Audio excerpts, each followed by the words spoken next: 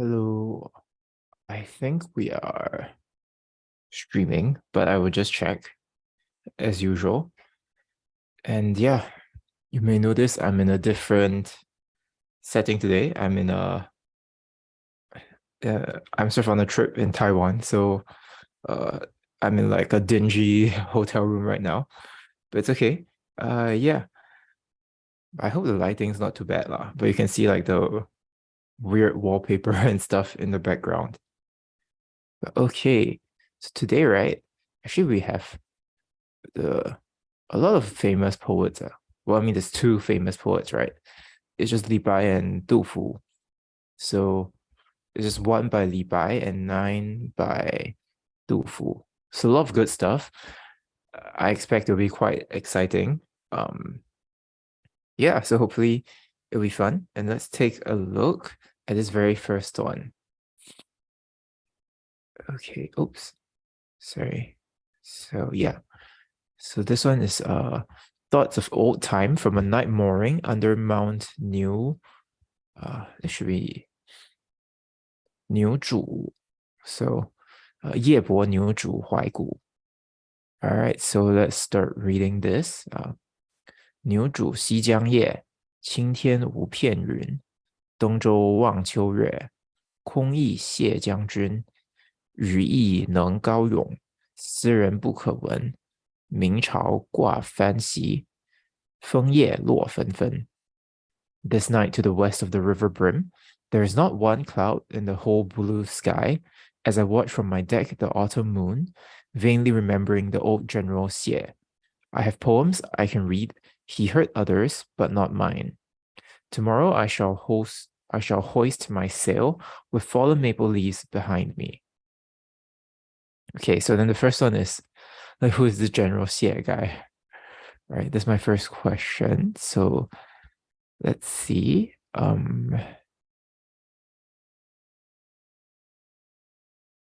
So General Xie used to be I guess he used to be in charge of the defense of Niuzhu.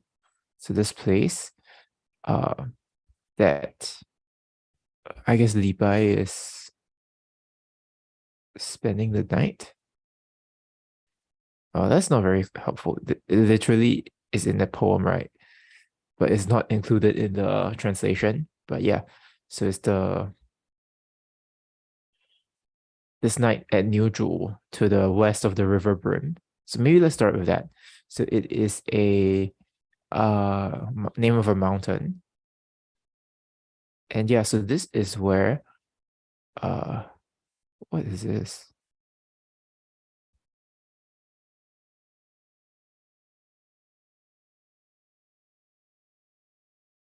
This is where General Xie. So this is Xie Shang from the quite a while back. So this is from the 4th century. So this General Xie, he apparently he listened to this other guy, Ren Hong, and where he composed a poem called Yong Shi. Okay, and then the story is that okay, this other guy, Ren Hong, um okay, oh yeah, apparently he's a very famous guy. He even composed like one of the uh I guess the imperial histories, I believe. Uh huh.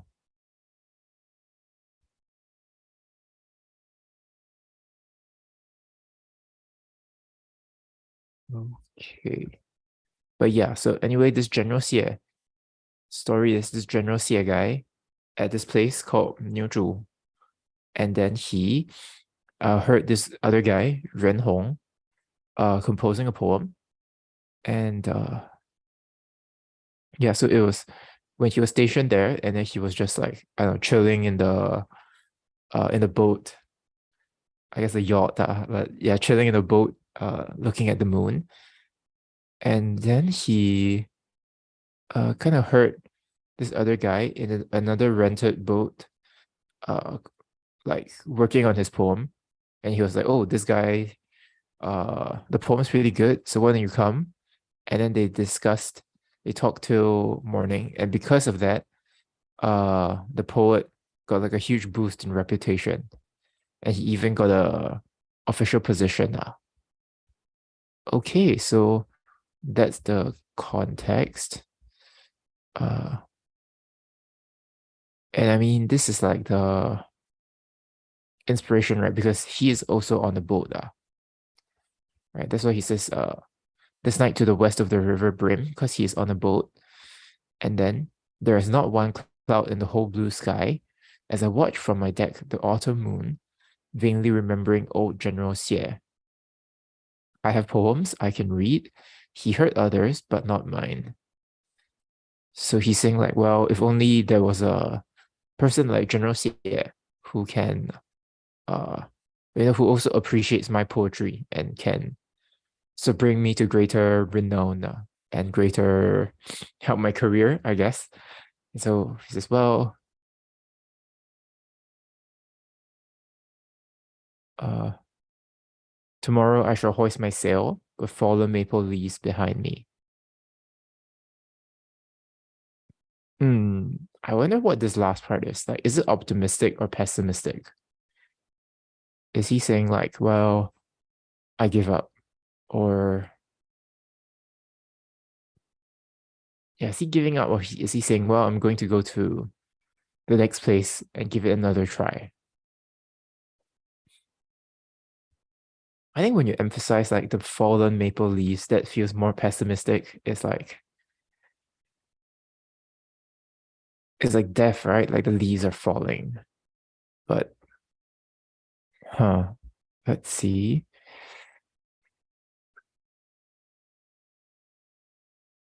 Yeah, I don't know. I guess this seems pretty transparent, the idea.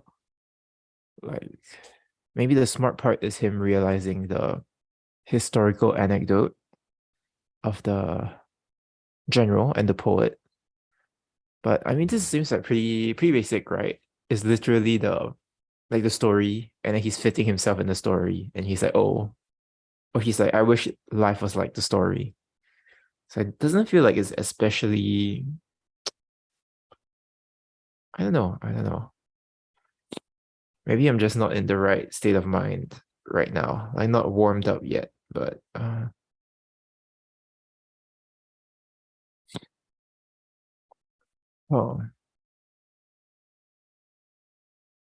I didn't really like this though. Okay, let's see if there are any famous critics about this. Okay, people said it's quite good. Uh,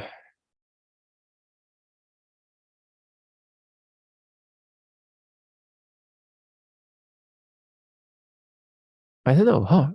I guess people do like it.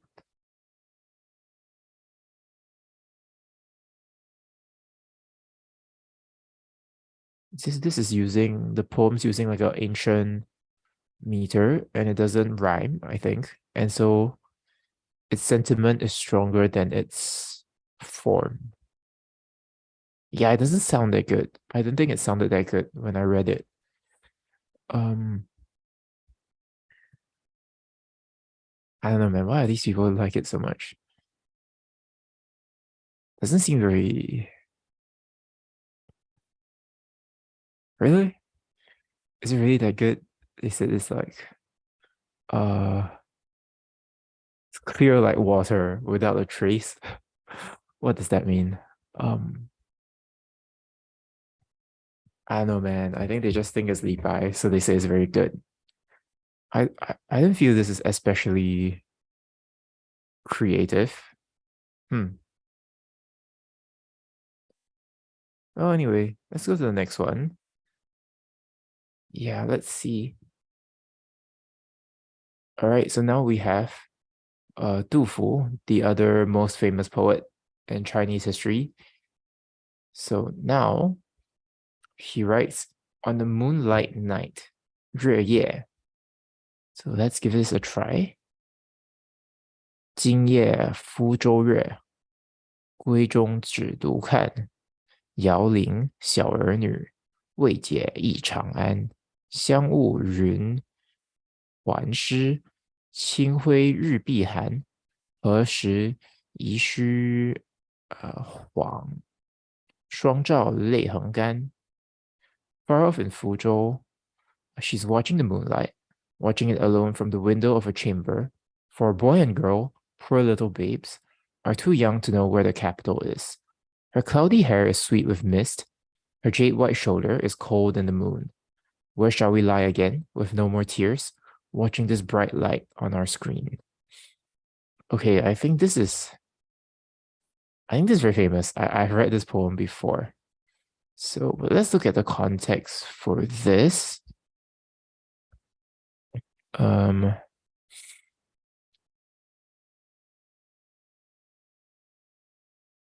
Okay, apparently he was captured. This was during the rebellion of the Anlushan rebellion, which I've mentioned like 100 times throughout this. But yeah, is this? I mean, just this event that really broke the dynasty, right? And so during that, he was trying to escape, I think, because they the rebelling army took control of the capital. He was trying to escape, but then he was discovered and then like sort of captured back. And so he's like thinking of home because his wife is sort of somewhere else, whereas he is still in the capital, Chang'an. Yeah. So let's look at this again. I think this means this has both like a personal and a political dimension. The original read was more of a personal one, like the interpretation that I was exposed to. But let's see.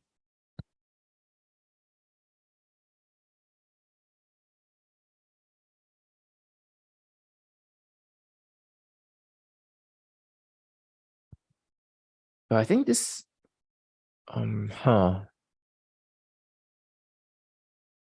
Well, first off, this is written to his wife, right? So that's why it says, "Where shall we lie again with no more tears?" And he's our boy and girl. And yeah, I think the English translation is pretty good here. Well, the moment I say that, I sort of take it back. But the very first line should be this night, in this way in Fuzhou, this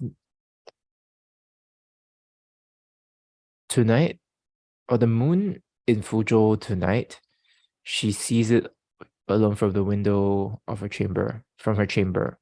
So okay, so the first line is a bit off, but I think the emphasis here on it being tonight, I think is quite important, because I think it's more like first he is looking at the moon, right? And then he's thinking that, oh, she's also looking at the moon. So then it's the classic symbol of like the moon as a like a romantic thing that sort of connects them across connects them across a wide distance, right? And then but then now it emphasizes, well, she's looking at it alone. Next it says far away I pity the little boy and girl, or our son and daughter, who just they're not able to remember the capital. So it's kind of weird, right? It's like, so because he's in the capital, I guess, so it's like he feels like, oh, they cannot even remember where the capital is, and so maybe they can't even remember me.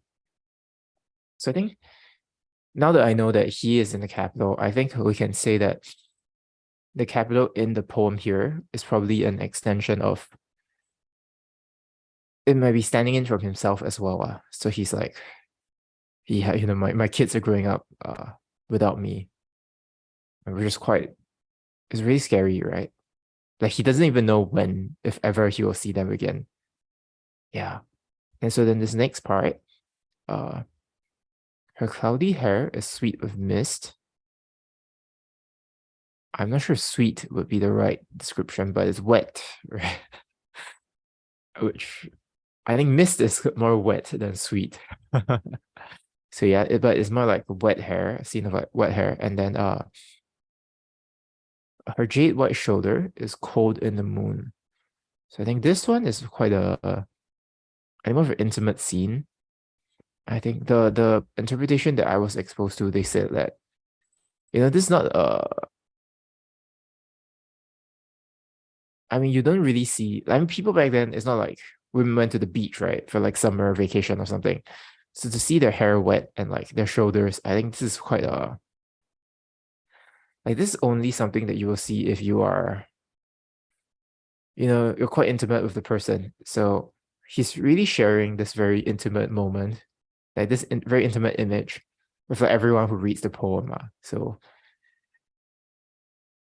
not sure if you'll call it like voyeuristic, but it's certainly quite yeah, it's quite private lah. It's quite private lah. That's sort of being revealed here. Yeah. And I guess maybe the point is not that he wants to show his wife in this private light, but I guess it's to really reveal how he, like, these are really his very private thoughts. I would think so, because this poem is not really about his wife, right? It's more about him thinking about all these things. So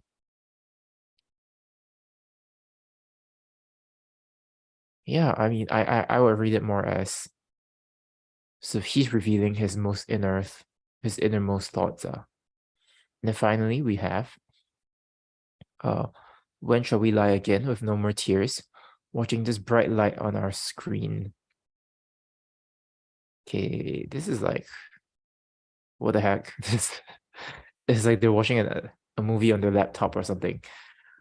Not sure if this is right. Let's see. So it's when shall we lie? There's no way this Huang is an advertising sign lah. Come on. This is like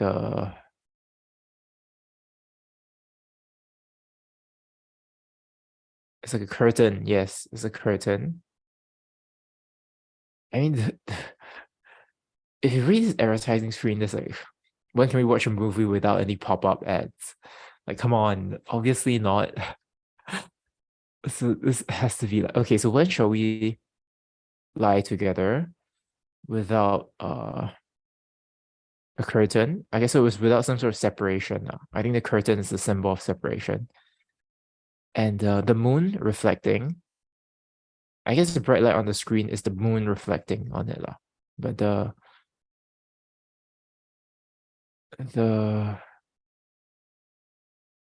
both of us, I think it's like the light casting on both of us, showing our dried track of tears.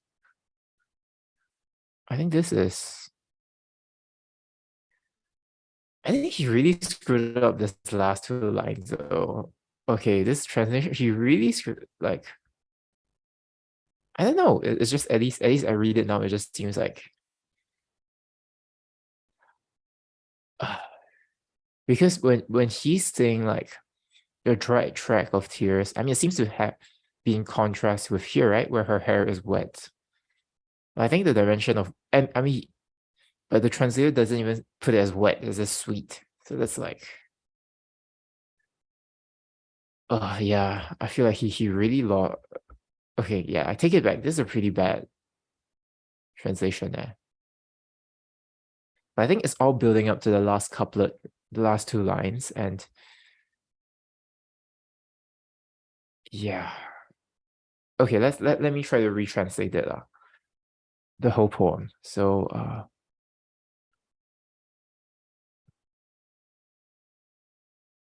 I'll do it in a more literal way. So tonight in Fuzhou, the moon, she watches it alone in her chamber. Far away, those poor that our poor son and daughter, who are yet to clearly remember Chang'an, the capital. Okay, the sweet mist wets Well, it's not really the fragrant mist, right? The fragrant mist wets her hair, her cloud-like hair. Okay. Her, yeah, her jade white, yeah, shoulder is cold in the clear radiance. When shall we lie uh together without a screen between us? The light casting on both of us, showing the track of our dried tears.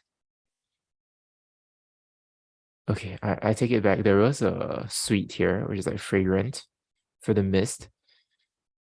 Yeah, but I think my translation is will be better. I think the wetness here and the dryness here, they've been placed in the same position, right? This is the last character of the line. It's contrast between wet and dry. I think that's actually pretty important that has been left out. Yeah.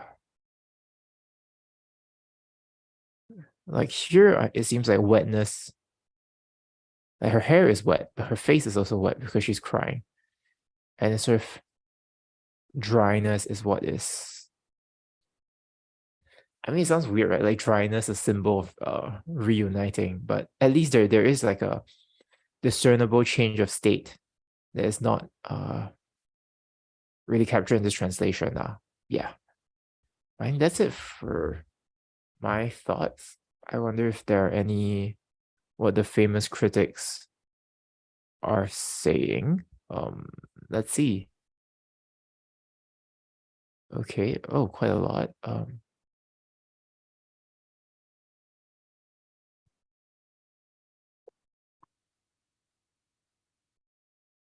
This okay.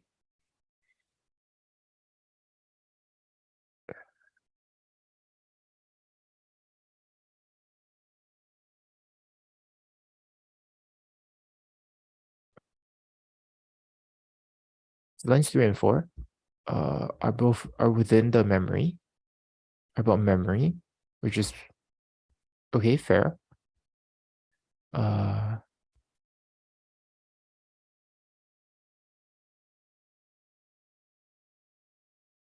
this is the two descriptions of the wife, the cloud-like hair and the jade white arms. These are very beautiful words which make the sentiment more sad. I guess so, right? He just really misses his wife.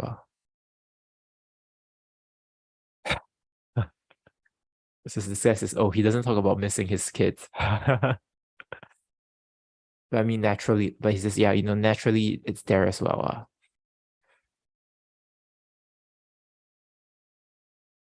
Yeah, huh.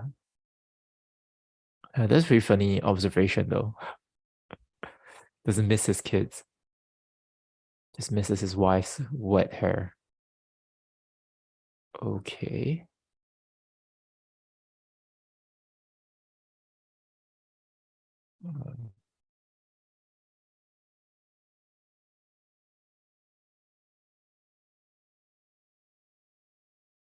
Um, I do like this point here where at the end he uses the term like the like 双照, so the light is casting on both of them. I mean, this is very interesting, right? Because even at first, if they're both under the same moon, so the moon is already casting on both of them on that night. But here the difference is that there isn't a curtain between them. There isn't a distance between them. Yeah, so I think he does kind of set it up in the beginning, like very subtly, where there's the payoff in the end with this he sort of makes it explicit, right? This strong jaw casting on both of them. So I thought that was really good. Yeah. Okay. Just blow my nose a bit.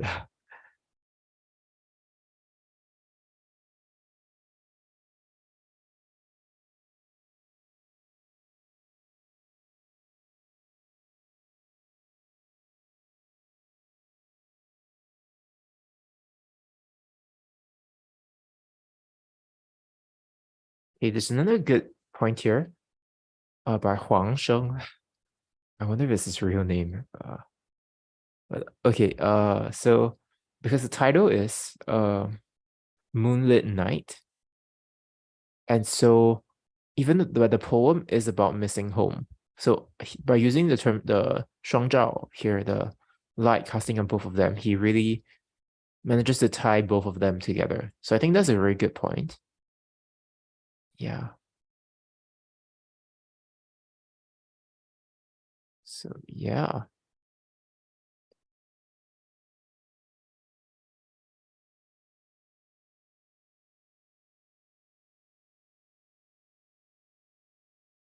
Oh, that's another good point as well, which is that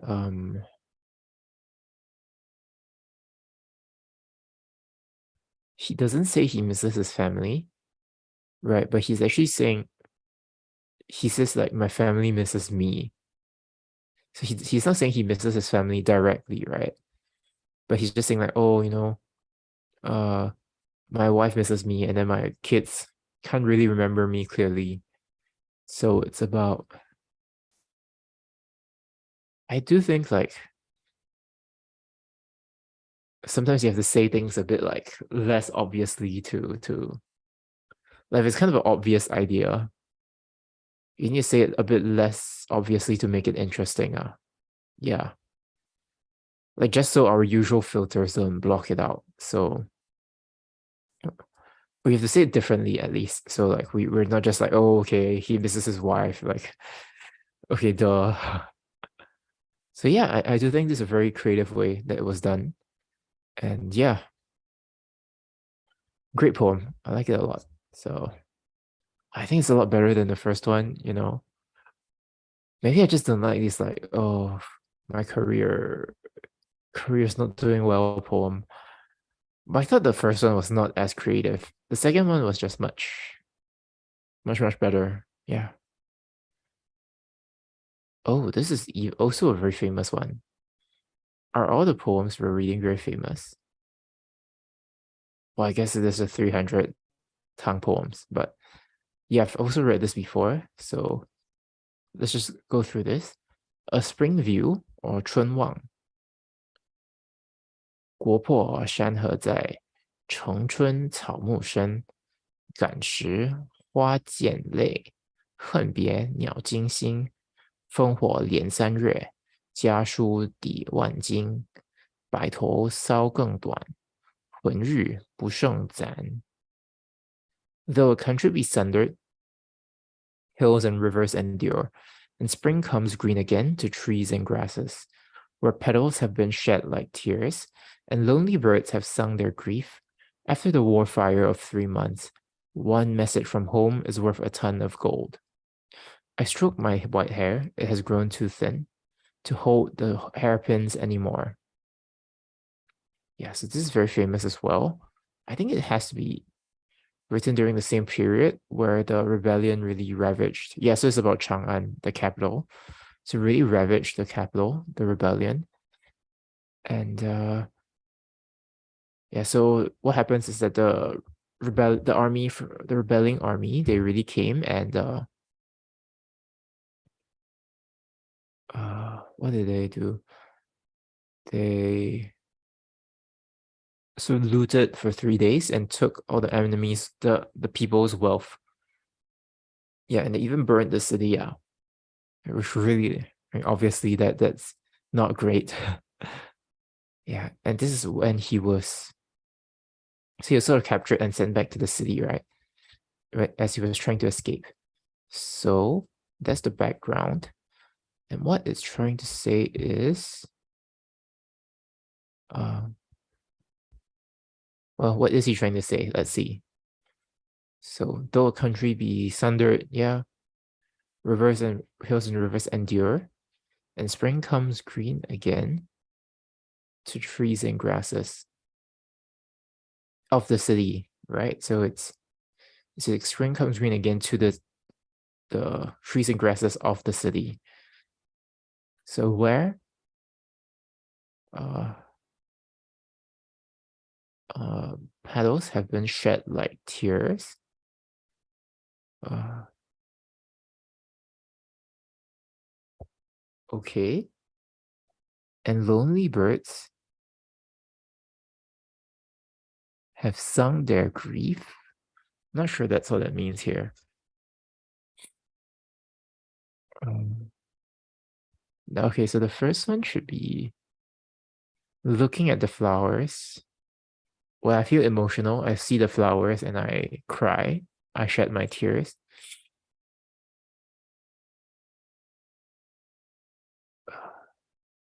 I hate that I'm separated from my family. And so the birds, I guess the cry of the birds alarm me, alarm the heart. Why birds though? What's up with the birds? Is it because they fly in a pack, maybe? Yeah. And so after the war virus of 3 months,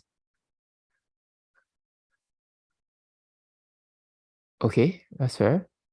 One message from home is worth, yeah, 10,000 gold. Yeah. I scratch my white hair even thinner. I think stroke is a bit too gentle. It should be scratch. Yeah. He scratches it even thinner. And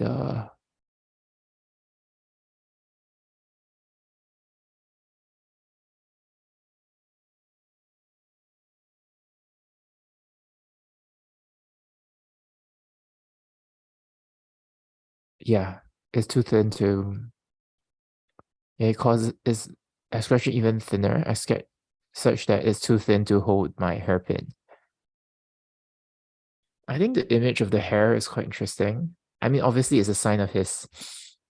Well, first, I think it's quite shocking that like his white hair, he's scratching his white hair, right? So I didn't realize he was so old, and also, I think the hair being thin, it's sort of a contrast, or it's meant to parallel the grasses of the city, right? It's like, okay, if the country is broken, but the grasses can still grow. If the man is broken, the you lose your hair. So I think there's a definitely a parallel here. Yeah. Because I mean he ends with this image, right, of like him losing his hair. Which on the one hand seems very, I don't know, like it seems very trivial, but I think it like you're like, oh, male pattern baldness, okay. But clearly it's not male pattern baldness, right? It's not that. It's about, I think it's a sign of the stress and yeah, the anxiety that he's in. And so it's about,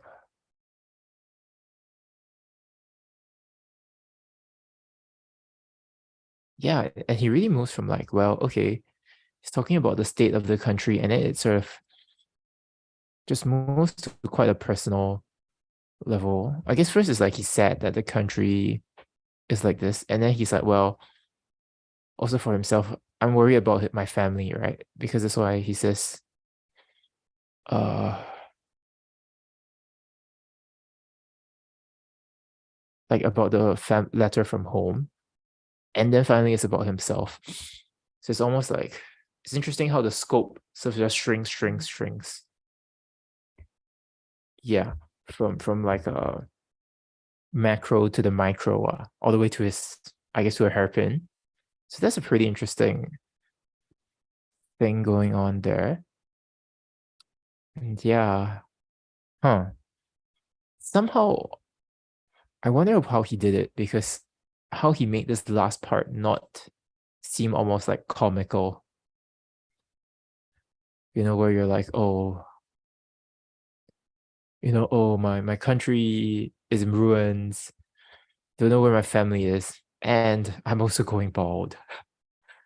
Like how does he make it tragic but and not comical? Oh.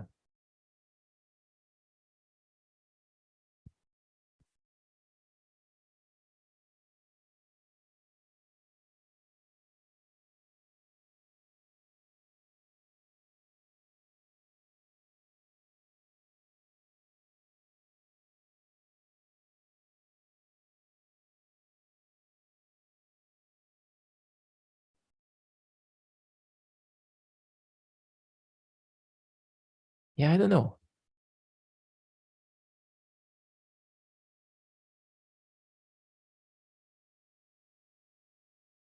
I think maybe it's because there is the parallel with the like the grass and the trees of the city, which makes this seem like not out of nowhere, right? If like out of nowhere, if you say you're going bald out of nowhere, that's just like funny. But I think maybe it's because there's like a deeper parallel or contrast with like the state of the city, which makes it seem more like it's not an empty observation. It really is yeah, I don't know. But maybe that's why. Maybe because it's so foreshadowed in the front. I think also we will have to note the irony here, right? Of like usually we talk about spring is very hopeful. It's like the ending of winter. But here it's almost like everything is bad. Maybe, yeah, yeah. So he is also playing with expectations here because you're like, well,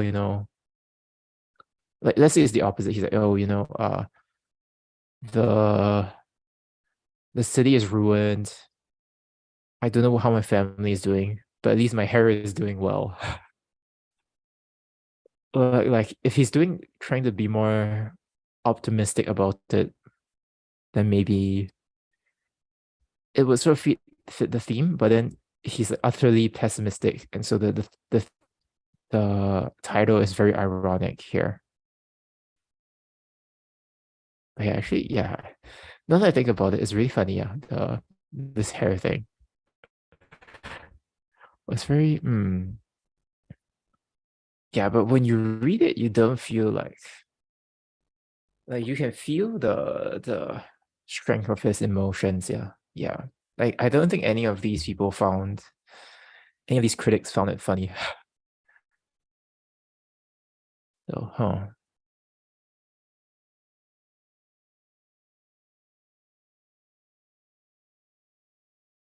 This is a good point.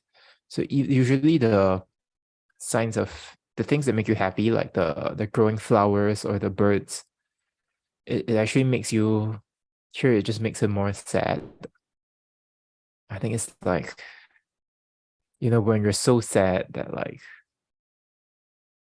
just any attempt, even being reminded of happiness, just makes you sadder. I think that's really I can see that lah. I can see that. Yeah. Yeah. And okay. I think that's about it for this one. So let's move on to the next one. Also by Du Fu. So a night vigil in the left court of the palace. So 春宿左省. Okay. Okay. 花隐耶人木，秋秋栖鸟过，新林万户动。月旁九霄多，不请听经要。阴风响日科，明朝有风事，数问夜如何？所以是明朝吧？明朝有风事，数问夜如何？Flowers are foreshadowed. Sorry, flowers are shadowed. The palace darkens. Birds twitter by for a place to perch. Heaven's 10,000 windows are twinkling, and 9 cloud terraces are gleaming in the moonlight. While I wait for the golden lock to turn, I hear jade pendants tinkling in the wind. I have a petition to present in the morning. All night I ask what time it is. All right, what's the context of this? Very curious. Why is he staying up all night?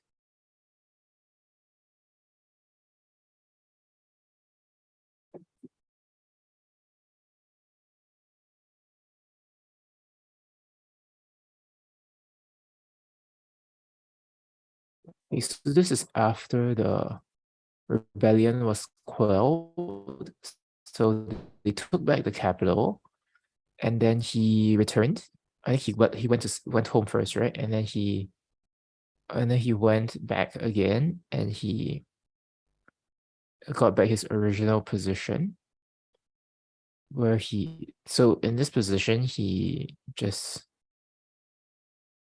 I guess he's supposed to just give the emperor advice. Yeah.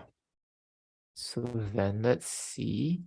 So this is describing him. But he's staying up the night doing something. I guess it says he's working hard through the night.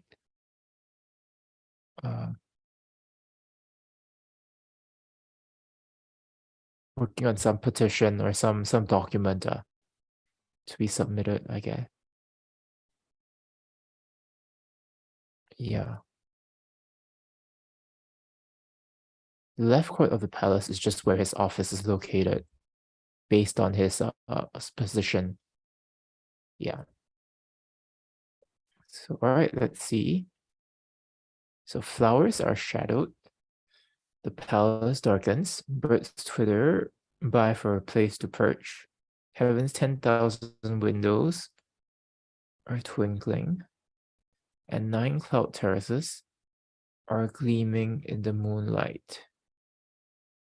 While I wait for the golden lock to turn. So what is the golden lock? I guess this is when okay, so this is when the palace is opened.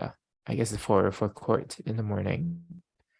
So when the golden lock to turn, I hear jade pendants tinkling in the morning, in the wind.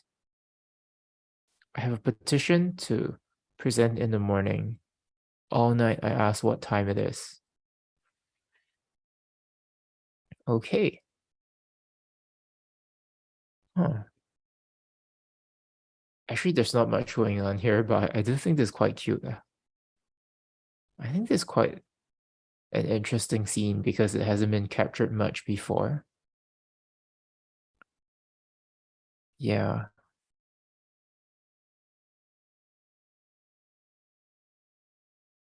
Okay.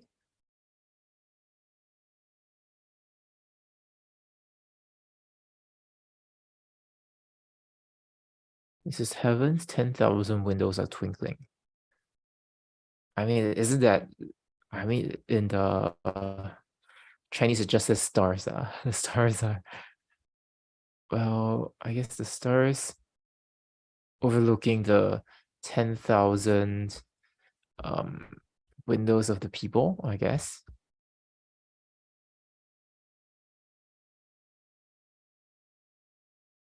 Or maybe, okay, maybe it is the 10,000s. Maybe the stars are likened to households. But yeah, I think he brings in the household here because it connects to how his petition presumably will relate to a lot of households, right? A lot of families. So I think it's a good comparison here.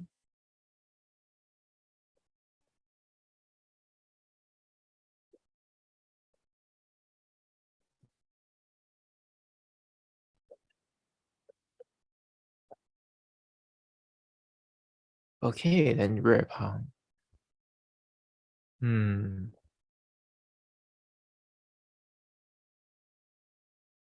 And then the 9 terraces, I think these are supposed to be so yeah, it's just supposed to be, I think, the palace that is like reaching into the sky because it's so tall. Okay. It's waiting for the golden lock to turn. He's listening for the golden lock to turn. But then he hears the jade pendants in the wind instead.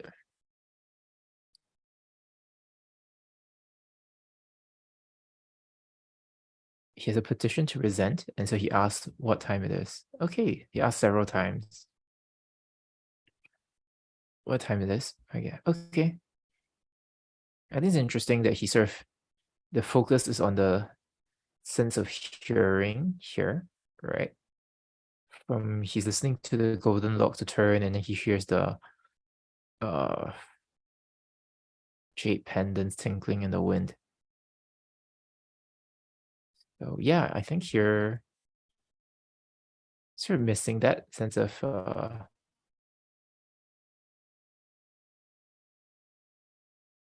I think it's a stronger emphasis on this hearing on hearing in the Chinese than is reflected in the translation. Yeah. Okay, so I think like here is transitioning from like sight, from like seeing the stars, and then now to hearing. And I feel like it's almost like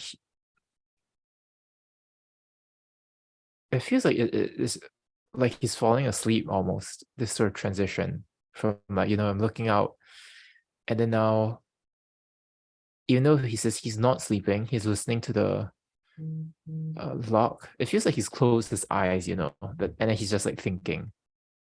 I think that's a pretty cool effect here. Yeah. Okay. Oh, let me check the comments. I haven't checked for a while. My internet's a bit slow though. I also don't know how. Right, I don't know how good this stream quality is because the internet is like outside my control right now. So yeah, let's see.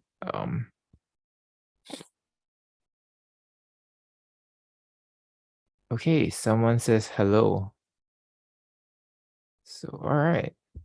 Let me reply. Hello. Yeah, and please share any thoughts you may have if if you have any thoughts. I think really a lot of interesting stuff. Yeah, a lot of interesting stuff today. I mean, it's all mostly by Dufu, right? So it's good. Yeah, okay, so here's my take. I feel like his eyes are open in the first half and his eyes are closed in the second half.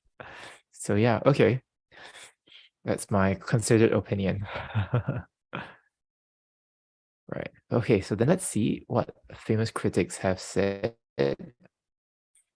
Uh,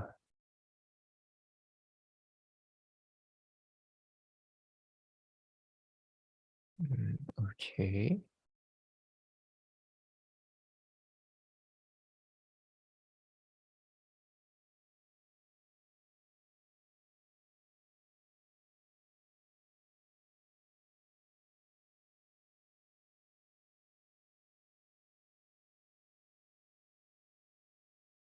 I mean, this stuff is all pretty straightforward, right?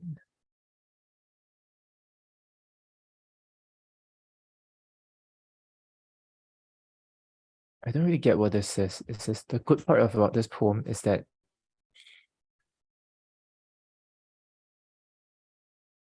he exhausts the topic. He writes everything that's possible to be written, but then it has its own meaning as well. Not really sure what he's saying here. Yeah. Hmm.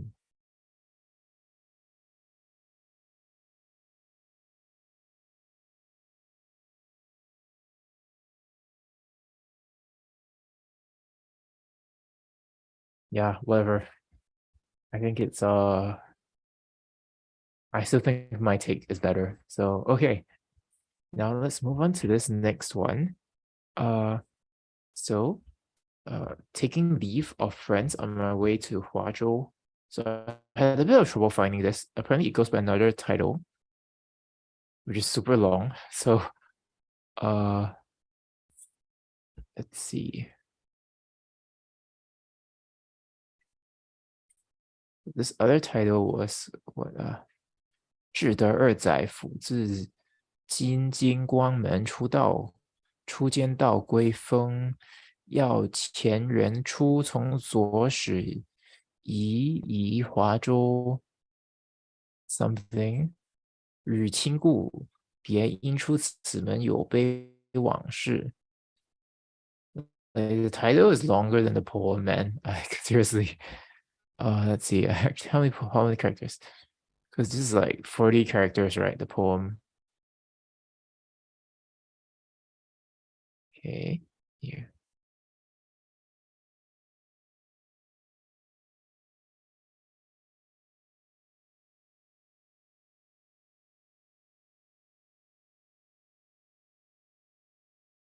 I think this is like 39 characters. Because the one is almost as long as the poem. But all right, the context. Let's look at the context though. I think this is telling us a lot, right? By the fact that he's writing so much. So this is a certain year.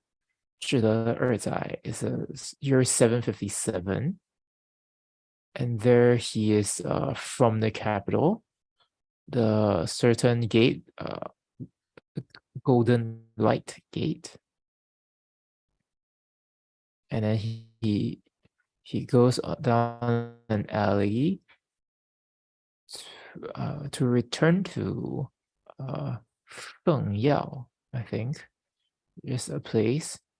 And then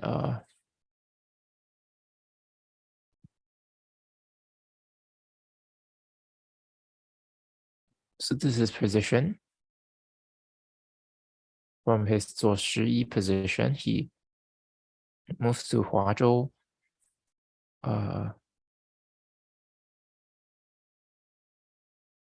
But here actually he was demoted to Huazhou.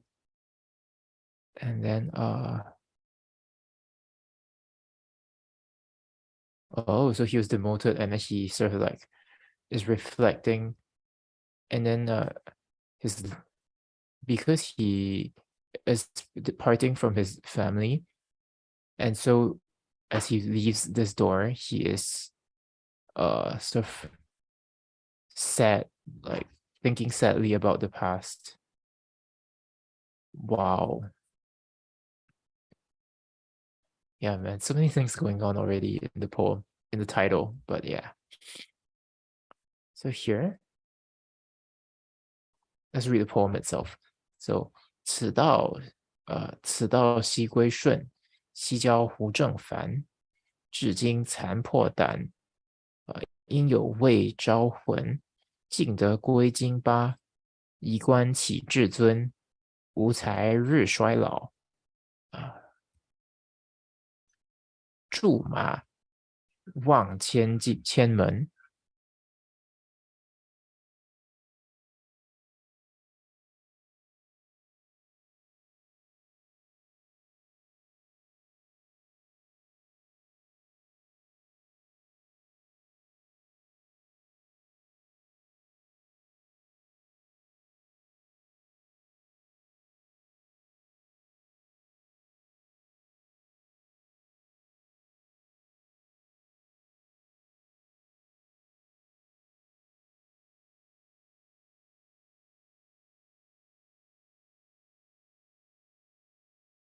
Okay, sorry, it's just talking to my mom in the hotel room also.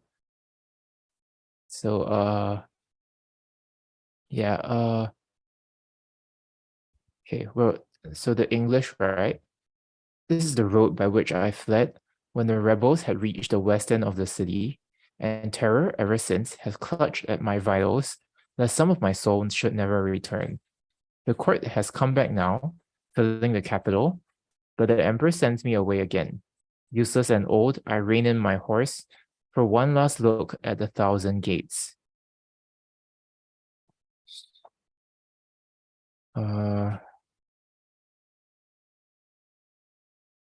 So yeah. So this is clearly this is the road by which he fled when during the rebellion, right? Yeah, so he's reflecting because this is after the rebellion. He got demoted. But yeah, but this is the same road that he did take when he was during the rebellion, when he was fleeing, right? And terror ever since has clutched at my vitals, that some of my soul should never return. The court has come back now, filling the capital, but the emperor sends me away again, useless and old. I rein in my horse For one last look at the 1,000 gates. I mean, this is so sad, right? Like he has suffered so much and then he's like demoted again. Uh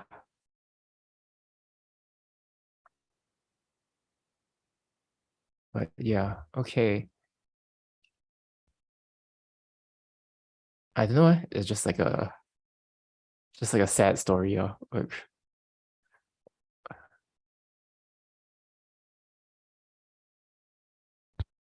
yeah, like why? Well, I don't know. Let's look at the context of this. Let's look at this more. But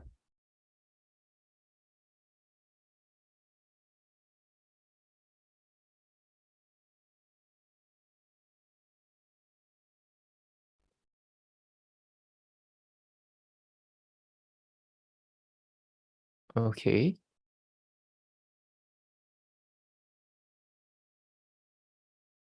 Okay. So because he was incriminated because he was trying to help his friend, and that's why he got demoted. Wow, that's really shit. That's really shit.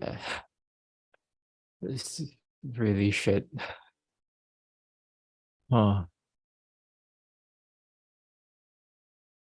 I don't even know what to say. It's just like because the situation itself is so bad, and he feels like when he says like he's useless and old, it's like he gave the best years of his life to this emperor who doesn't appreciate him, right? So yeah, that's messed up.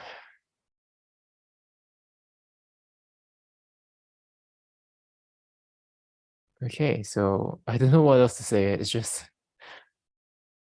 the situation is really bad. Yeah, like it's not even about the poem. It's just yeah, right. Exactly. This guy says like he just says it directly. He just like states the situation directly. Like what a slap to the face. It's like he's going out the same. Like he really has suffered so much, right? And he's going out the very same door. So it's like the situation is so poetic that you don't need to do anything in particular. You just have to say it. And yeah, wow. Yeah. It's just really sad. Mm. Says here it says, the official did not let down the ruler, but the ruler let down the official. Yeah. It's just yeah.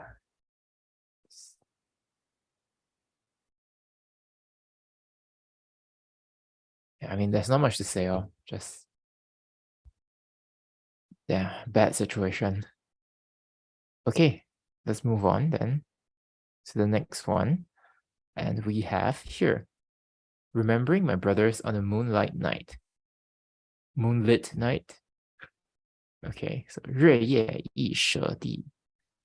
Okay, so 树谷断人行，秋边一雁声。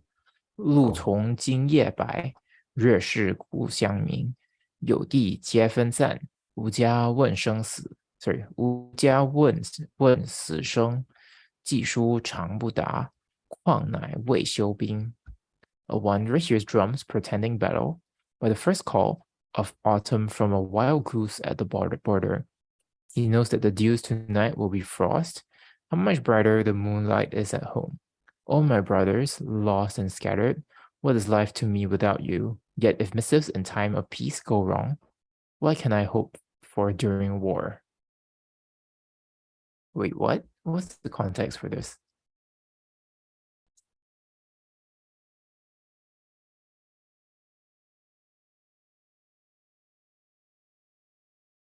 Okay. So this is already 4 years after the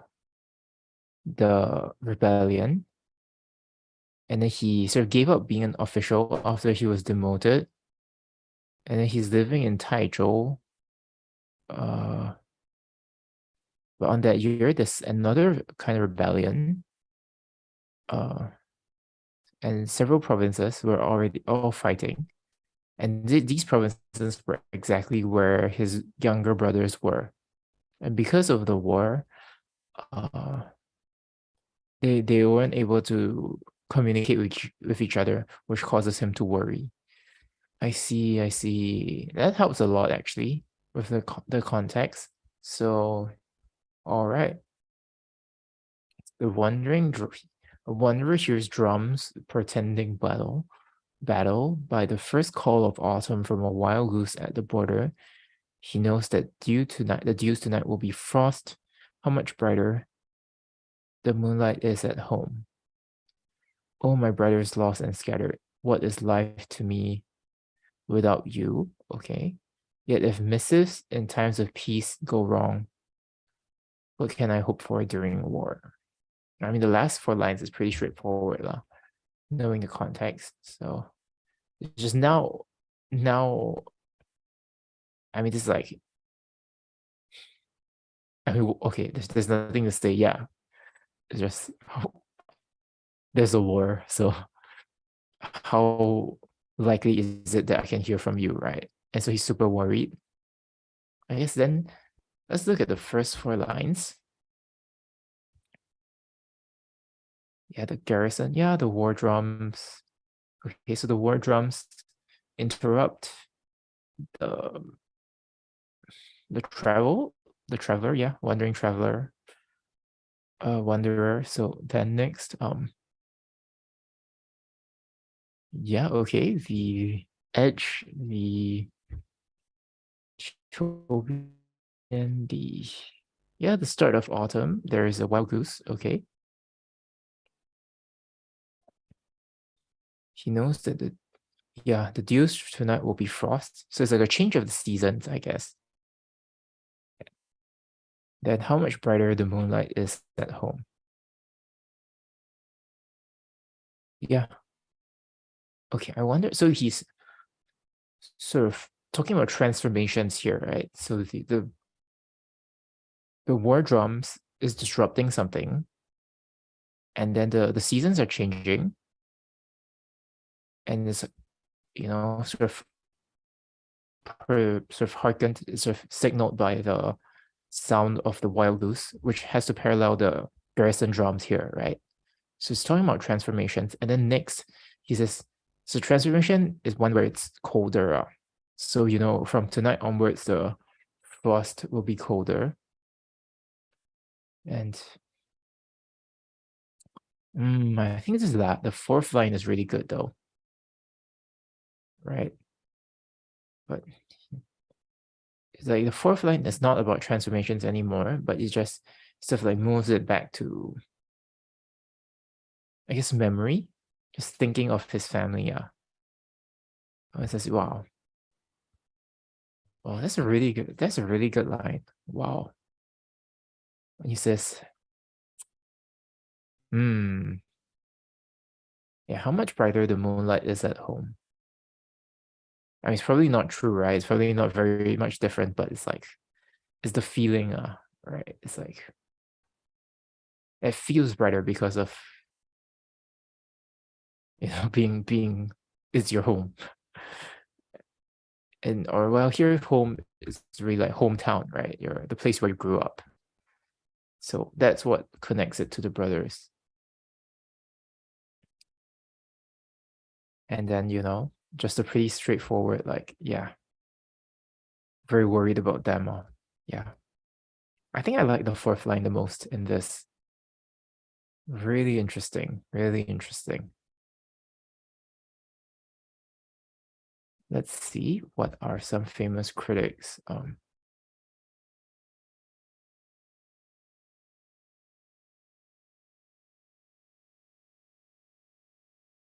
Interesting comment here. It says, Du Fu, he's really good at using events and common phrases, but he sort of like does it in a different way. Yeah.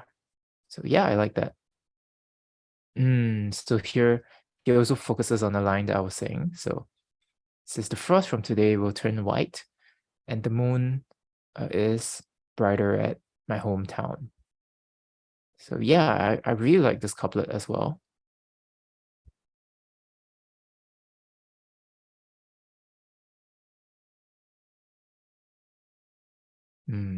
Interesting.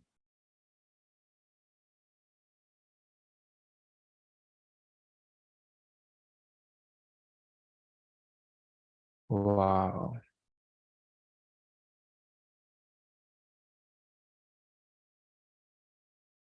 Okay, so this is also about the two lines, right? The dew and the uh moonlight. But apparently this comes from the idea was from somewhere older. It's 别赋 by this guy called Jiang Yan, maybe. Right, Jiang Yan from 5th century, where it's used to be 4 words, like the radiant moon and the white dew. Yeah, radiant moon and white dew is expanded from 4 words into 10 words. Oh, that's really interesting.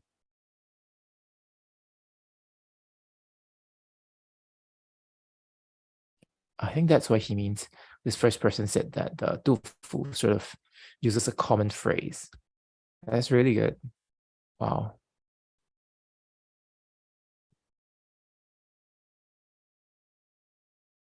Mm. This person says the sound of the wild goose is the memory of his brother. Maybe, but I'm not really sure.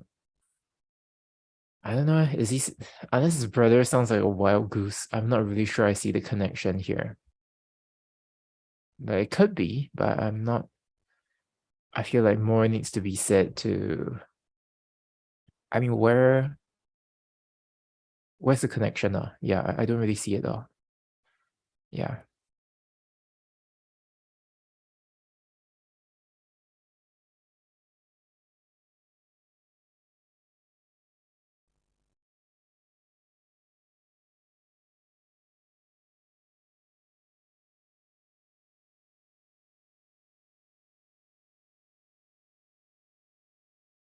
Right. So this is the same point. I think it's by this. He's quoting the guy actually. Where is it? Right. So this is Yang Shen. Right. So he's quoting the guy just now, right? Where he says that there's 4 characters became 2 lines, and he also thinks it's really good. Uh,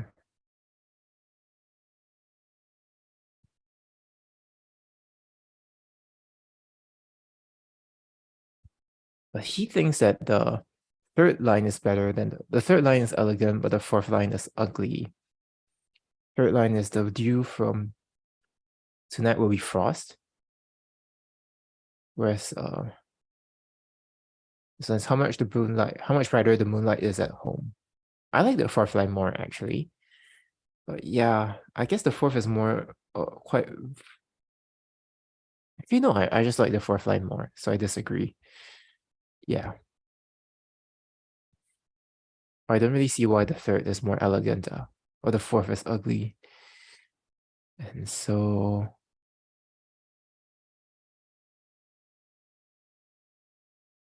okay, I think that's about it for this one. Let's see. Any thoughts here? Okay, then let's go some of the earlier ones. I think we're at, oh, okay, the last 4 poems of the day. So moving pretty fast. Okay, let me just blow my nose.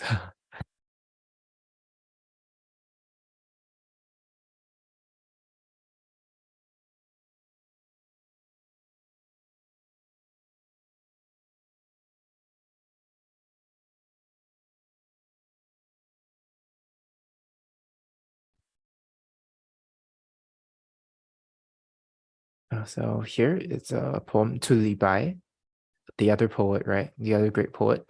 It's Du by Du Fu, this poem. And the poem is to Li Bai at the sky send. Pretty sure that's not grammatical. It's not even a good translation, so not sure what's going on. Okay, but in the Chinese, 天莫怀李白. All right, so I'll just read the poem. 凉风起天末，君子意如何？鸿雁几时到？江湖秋水多。文章赠命达。魑魅喜人过，应供免魂语。投诗赠泪落。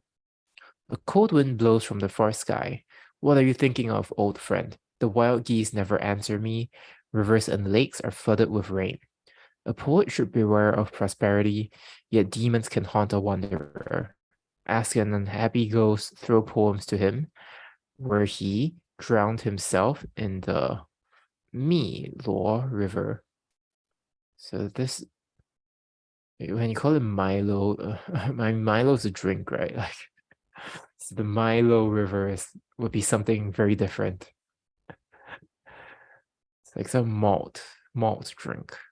Not sure if you have it in outside where I'm from. I mean, you must, right? I'm sure it's like some Swedish thing or something. Yeah.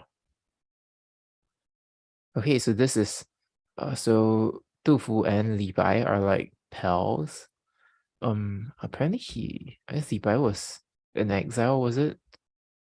Okay, so we've read another poem about this, which is when he's dreamt of Li Bai, right? That's another weird dream. Like he's just worrying about his friend. So this is when Du Fu is like quit his job and he's like chilling in Taizhou. But now Du Fu, I mean Li Bai, he's sort of I think he also got sent into exile. No, I mean, did they both get sent into exile? Let's see. Well, Du Fu was demoted and then he quit. And then Li Bai also, I think he's just straight up exiled. Okay. Or he's just sent away from the capital, right? So, okay. Now, so he's just like worrying about his friend. Okay. So, let's see. So, a cold wind blows from the far sky. What are you thinking of, old friend?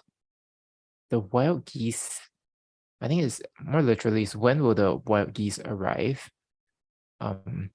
Rivers and lakes are flooded with rain. Okay. A poet should beware of prosperity.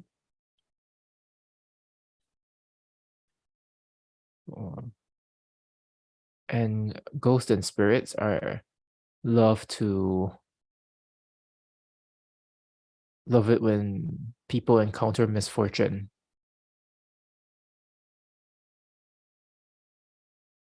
Exactly. The reference here. There's a reference here. So you should speak together with a wronged soul. And throw poems to him and throw poems into the Miluo River. So Miluo River is where the very famous poet Xu Yuan drowned himself.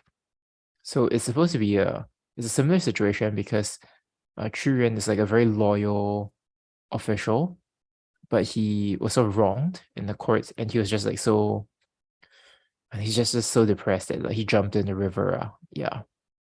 And here he's like, well, Du Fu thinks Li Bai is sort of the same way. I mean, he doesn't want him to jump in the river, obviously, but I think Du Fu is like affirming that he knows Li Bai is a good person and that his exile was a mistake. That that it was an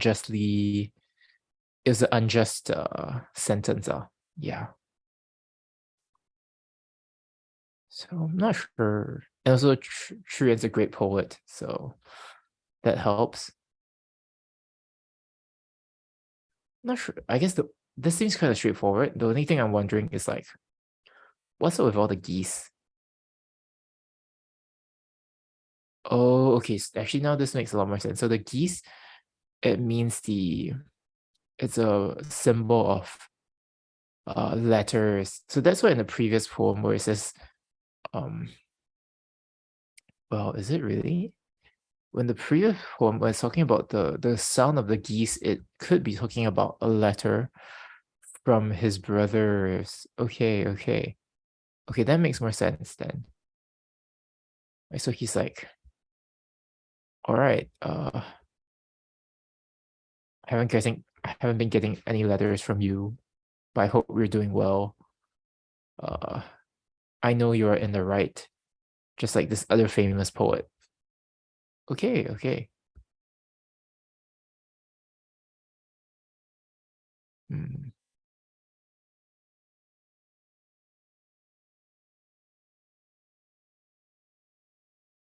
And here also this when it talks about like these demons, this mountain elf and demons. I think he's referring to like the people at the court who sort of framed Li Bai. Yeah. So yeah, I don't know. I'm not sure what there is to say. This seems pretty straightforward. So yeah, let's look at some famous critics. Mm,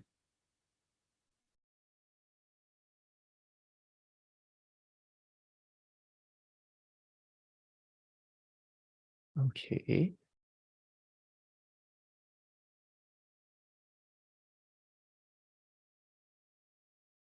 Oh, I mean, people really love it, but I'm not sure what there is to say. It's just a good poem. Yeah. I think maybe because yeah, just not can't really empathize with them right now. But I think if you were recently wronged, I'm sure you'll be. It's very powerful. Yeah.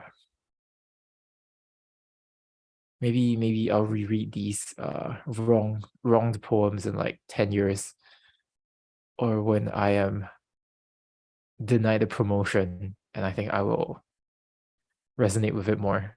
Yeah. So here, seems like okay. Okay. So this a farewell at Fengji Station to General Yan. 凤季是重送严公四运。All right, let's see. 宋远从此别，青山空复情。几时悲重把，昨夜月同行。列郡讴歌兮，三朝出入荣。江村独归处，寂寞养残生。This is where your comrade must leave you, turning at the foot of these purple mountains. When shall we lift our cups again, I wonder, as we did last night and walk in the moon? The region is murmuring farewell to one who was honored through 3 reigns. And back I go now to my river village, into the final solitude. What? This guy's like preparing to die? What?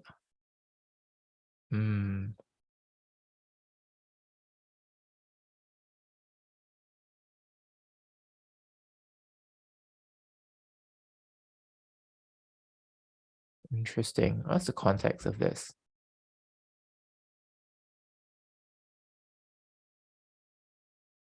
Okay, so his friend's position is a yen, which apparently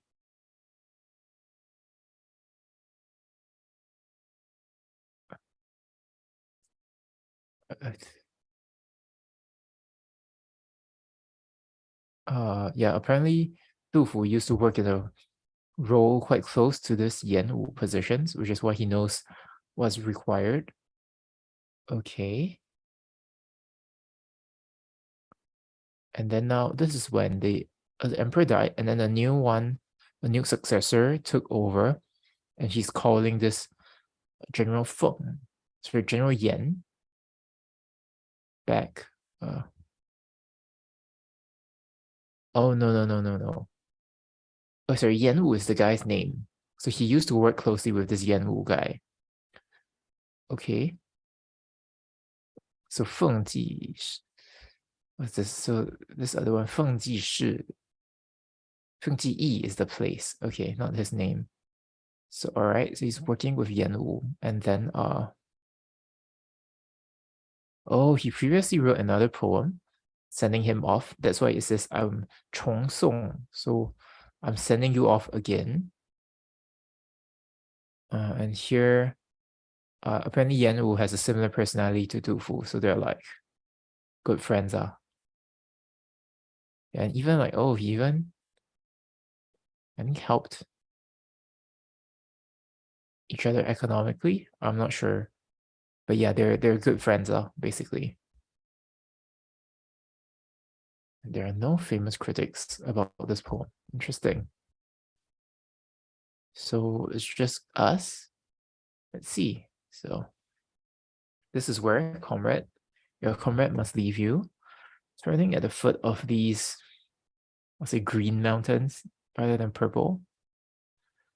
When shall we lift our cups again, I wonder, as we did last night and walk in the moon?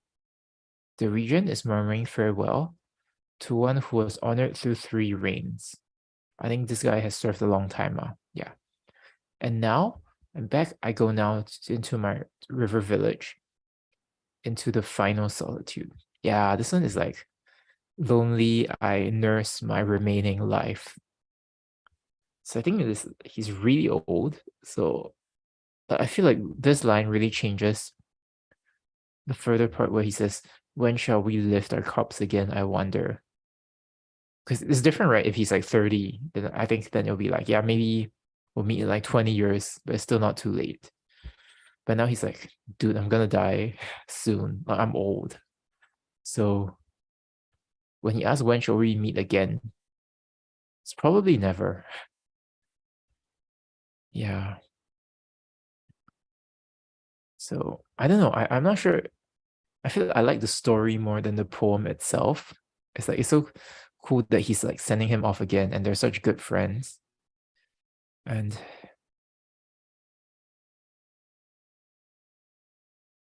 yeah. I think there is this sense of againness. So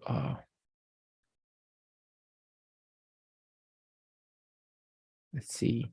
重青山空负情. So here, the second line, at least there's the word repeat, and then here, so when should we lift our cups again? So I think this ties back to the title where it says, I'm sending you off again as well. So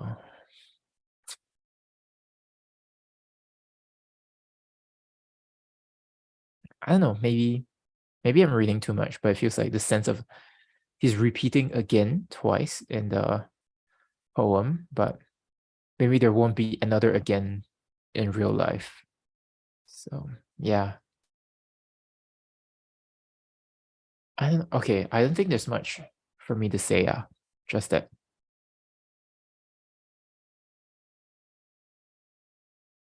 Maybe one more thing is that he sort of ends it off with a kind of, he's emphasizing the solitude, right? He says, I'm going back to the place where I live alone, I believe.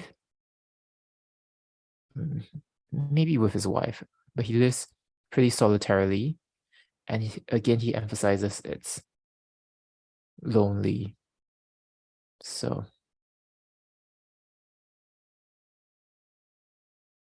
I think here he sort of states it twice, just like he states like this again twice. I mean, it's really the same beats as any other farewell poem. I guess the most interesting part is that this is the second one. Yeah, the second one. He's giving to the same person, and yeah, just that it might really be the last one. Yeah. So, interesting. It's a good poem, I think. Okay, let's move on to the next one. Already the second last poem of the day. So, going pretty fast. But, these are short poems. And if there's nothing to say, I'm not just like, let's not waste our time and like force something out of it. Yeah. All right. So then, let's see.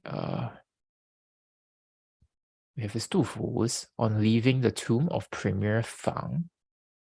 别房太未暮，他乡复行意。驻马别孤坟，境内无干土，低空有断云。对其陪谢帛，把剑觅时君。唯见岭花落，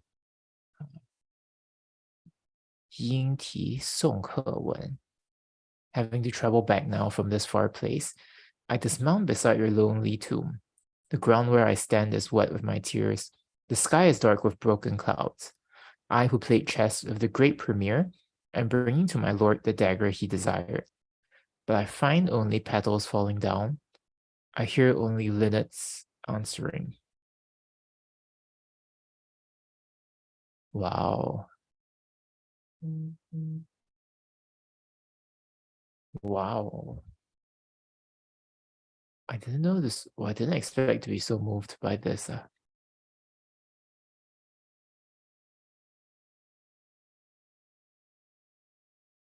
So what's the context?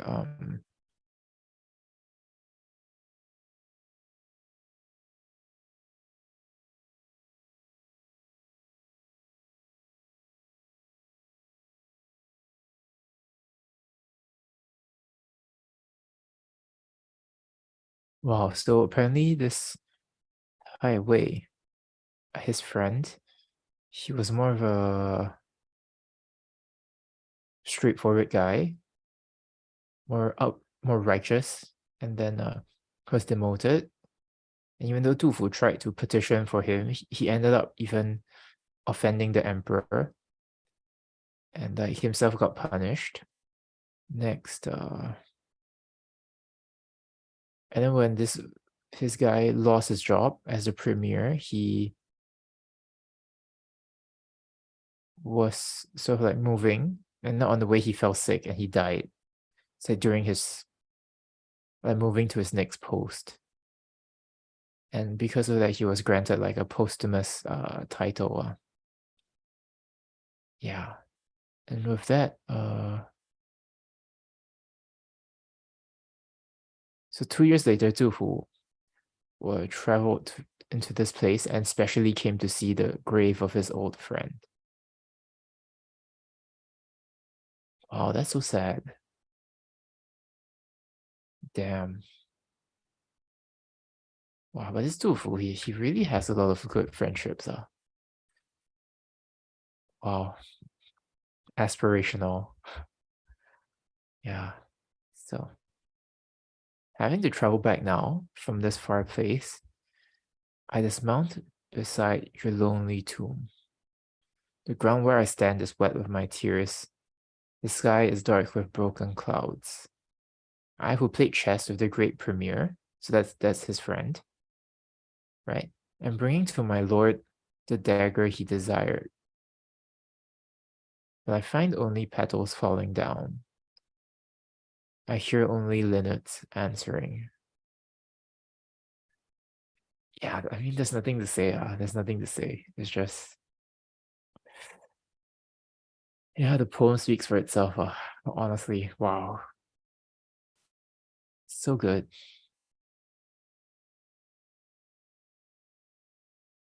Yeah, wow. He's just remembering, like the small moments that they shared together, right? Like playing chess and yeah, just the small things like, hey, I want this cool dagger. Sounds like something bros would like share with each other. But yeah, So, wow. Yeah, I think that's it all. Nothing to say. Let's look at some famous critics.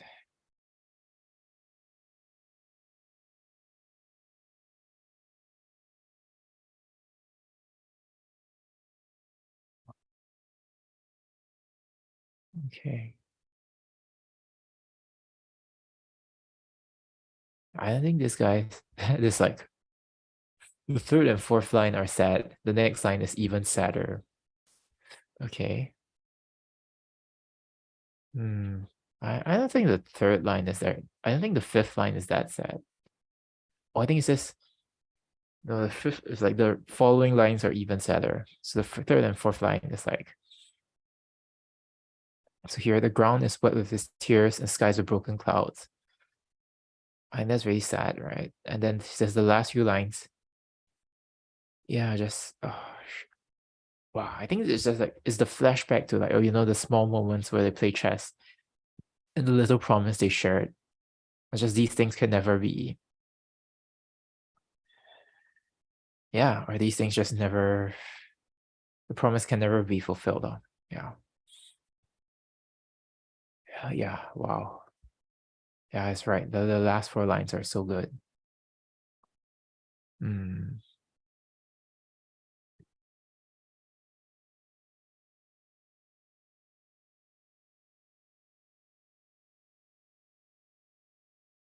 Okay. Then let's move on to the last one. A Night Abroad. Okay. Huh.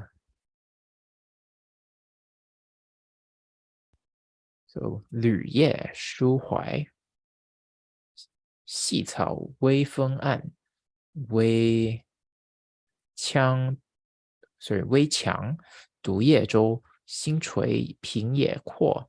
月涌太大江流，名起文章著。官应老病休，飘飘何所似？天地一沙鸥。A light wind is rippling at the grassy shore, through the night to my motionless tall mast. The stars lean down from open space, and the moon comes running up the river. If only my art might bring me fame and free my sick old age from office. Flitting, flitting, what am I like? But a sand snipe in the wide, wide world. I think a sand snipe, I think it's like a kind of seagull. Let's see. I mean, it can't be a seagull because it's a sand thing, but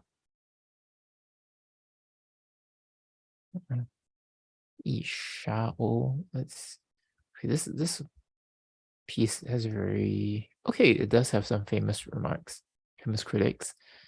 So let's see the context.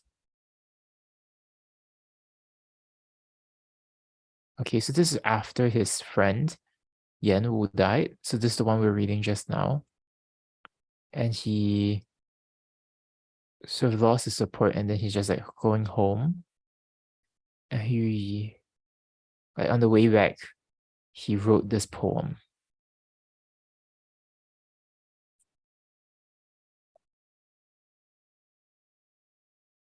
Okay, that's about, I guess he sort of lost his financial support as well. I think that's the implication here. So, okay. A light wind is rippling at the grassy shore through the night to my motionless tall mast. All right. The stars lean down from open space, and the moon comes running up the river. If only my art, so his art's being his like writing, right, might bring me fame and free my sick old age from office. Didn't he quit? So I didn't get what this has to do with it. Yeah, but flitting, flitting, what am I like? But a sand snipe in the wide, wide world. I think it's important to know what a sand snipe is.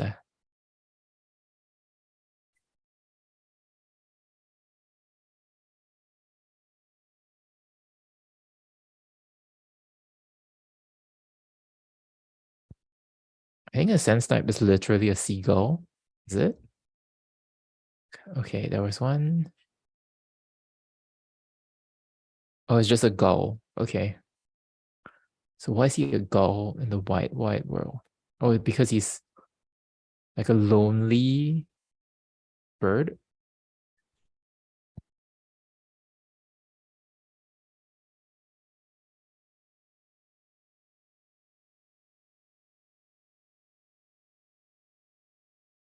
Okay, I think it's to focus on the sense of him like wandering. So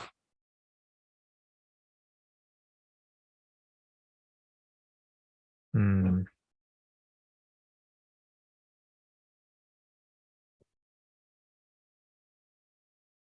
So yeah, I mean I don't understand. The big question I have is why he says he can't quit. No, okay. Okay, so here's the different reading. It's like, am I famous because of my poems? I should probably quit since I'm old and sickly. I see. Okay, that makes more sense. So I think that's a better translation. And so I think then the idea will be like, well, then if I quit, then I don't have any more attachments, right? Like things that say I have to go here or like be specifically here or there. But then without attachments, then he's also like wandering like a seagull and sort of, I guess, adrift, like without a purpose. Hmm.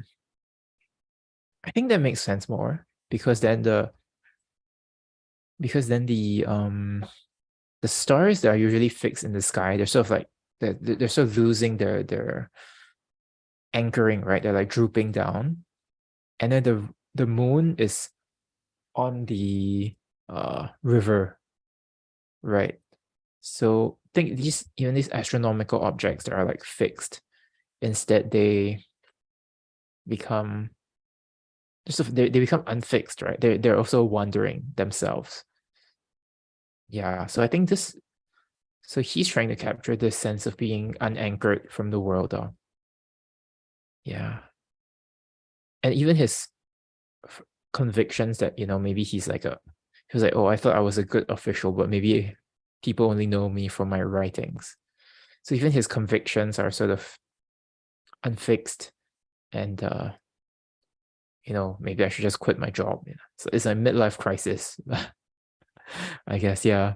And he's just doubting all his former certainties. Yeah. And really concludes here by just saying, I'm just floating like a seagull, like a gull. Yeah.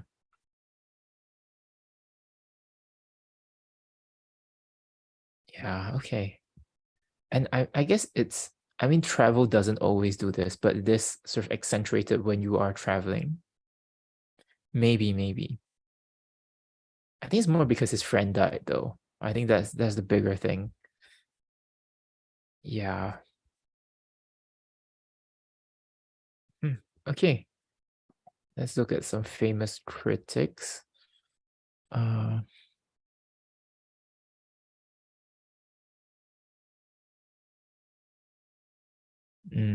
okay. So they also point out the lines about the stars drooping and the moon flowing along the river. So that's very powerful. Yeah. But it's just uh the meaning is sad. So I think that's the same interpretation I have. But I think they agree that it's about sort of losing your anchor, your bearing in the world. Yeah.